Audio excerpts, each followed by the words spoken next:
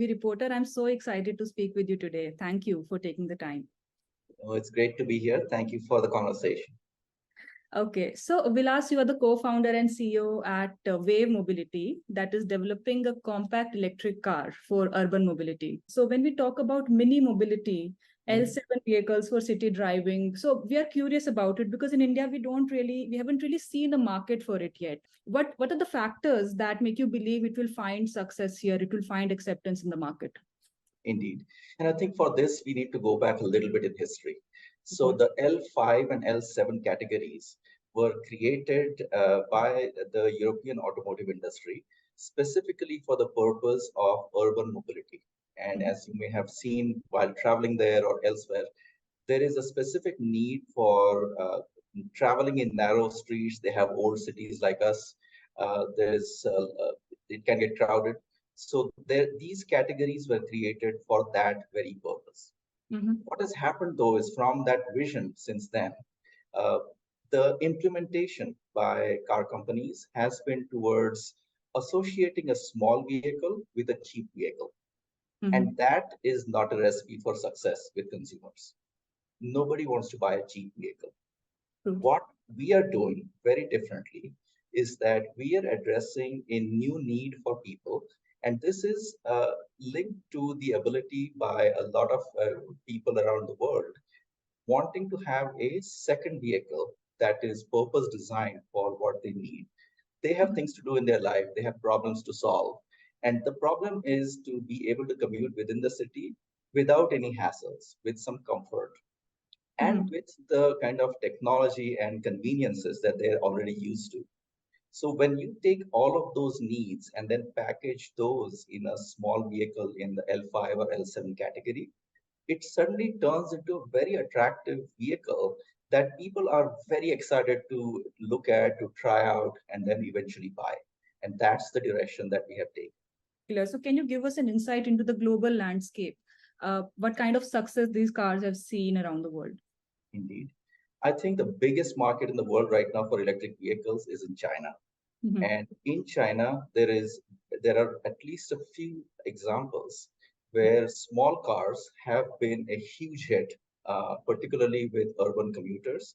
And that is exactly the design that these cars are developed to do.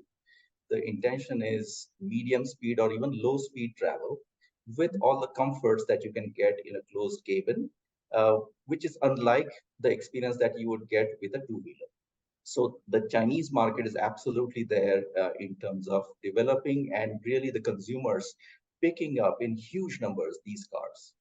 But beyond the Chinese market, you have the European market, where there are a number of countries where cars similar to these are being developed, and they are slowly taking shape. So the market is evolving, it is growing at the current stage. So we have several examples in Europe.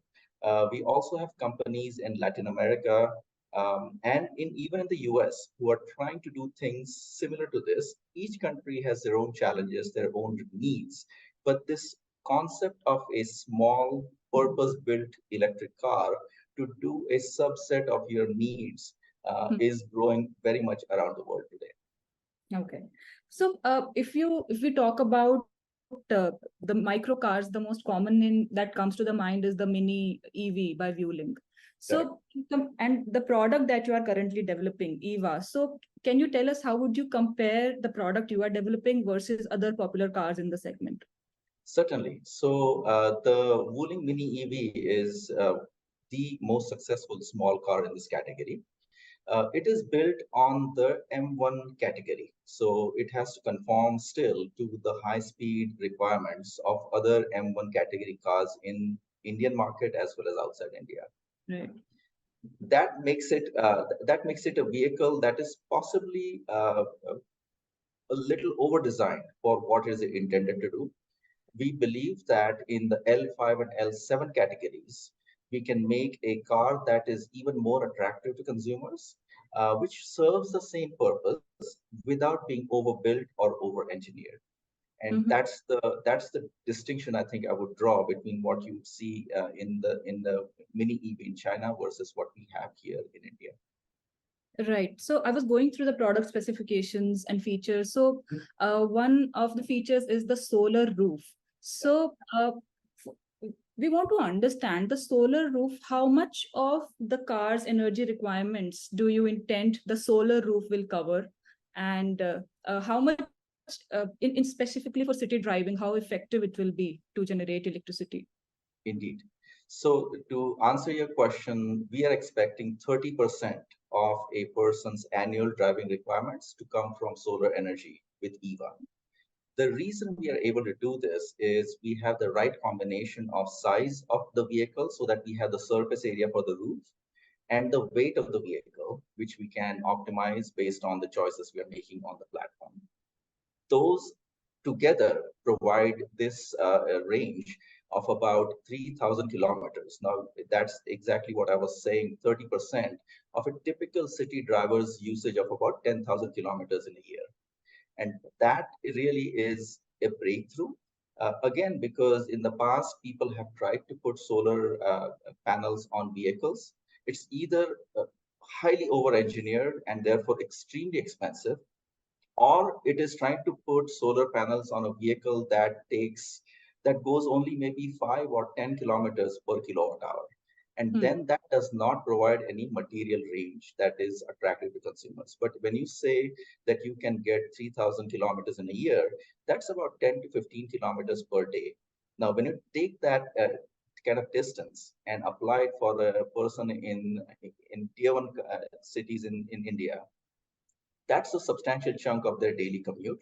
But then it's even more interesting when you take it to tier two or tier three cities in India, where distances are much smaller and people are only needing a car to travel in comfort and in safety. And that use case, actually, many people have talked to me saying, hey, I only go 10 or 15 kilometers a day in my city anyway. This will be all of my requirements, right? So this is the benefit of having solar in a small car. And then, of course, there is going to be a day-to-day variation and seasonal variation in solar radiation. So the intent here is for the solar charging to augment what you do. So the car already has fast charging capability. It has the ability to charge slowly at home as well. So the solar will keep adding to your range. Okay. Okay. So you also showcased the car at Auto Expo. So we would like to understand what is the current status of where in the product development life cycle you are at the moment, and what is your expected time to market? Indeed. So what we showed at the Delhi Auto Expo is a production intent prototype. So in the auto industry, there are various phases of development, and in the product development life cycle, there is a stage at which the platform is locked and it is getting firmed up to a point where we can show it in public and people can react to it. That's where we were when we took the car to the expo in Delhi in January.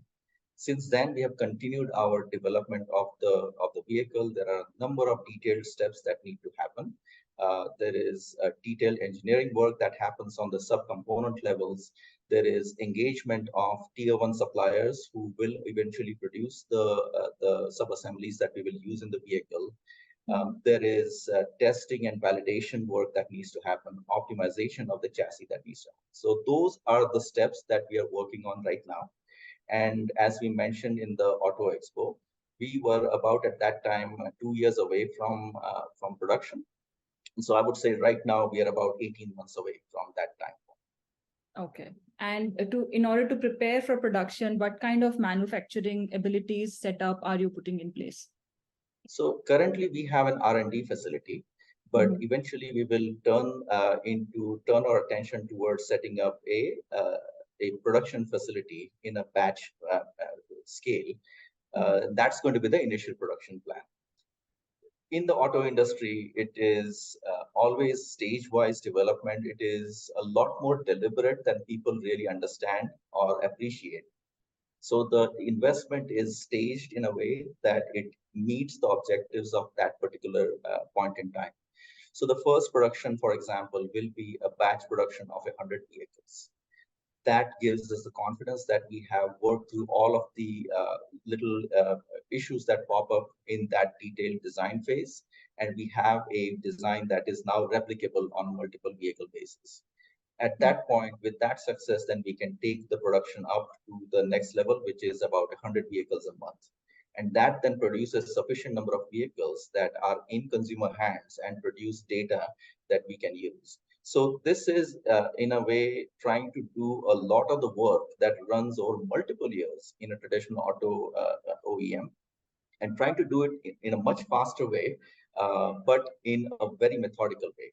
And that's the stages that we are going through right now. Right. So do you have a target price for the product when you launch it, like 18 months from now?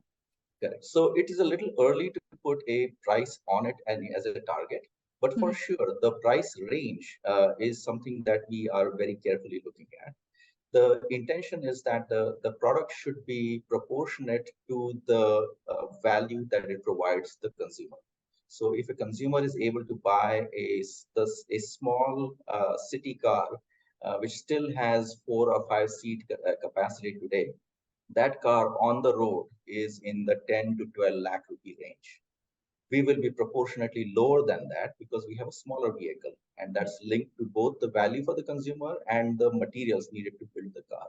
So we are expecting that we will be in the 5 to 6 lakh rupee range.